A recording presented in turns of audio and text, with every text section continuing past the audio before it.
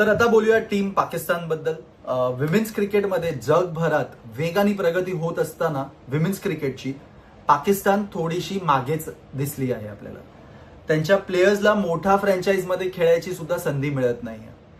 गेल्या वर्षी पाकिस्ताननी फक्त एक T20 सिरीज जिंकली आहे आणि वर्ल्ड कप्समध्ये सुद्धा त्यांची एक्झिट आपल्याला ग्रुप स्टेजमध्येच होताना बघितली आहे आपण. तरीही टीममध्ये टॅलेंटची कमी नाही आहे. तुम्हाला प्लेयर्स सांगतो त्यांच्याकडे गुल फिरोजा, इमान फतिमा आणि नतालिया परवेज यांच्याकडून मोठ्या इनिंग्सच्या अपेक्षा नक्कीच असणार आहेत.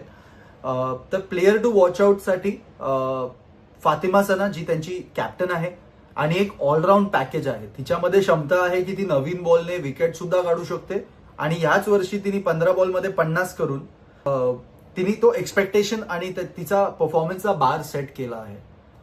तर माझा प्रेडिक्शन पाकिस्तानसाठी असा असणार आहे की मला वाटतं ही टीम ग्रुप स्टेजमध्येच बाहेर जाताना आपल्याला दिसू शकते.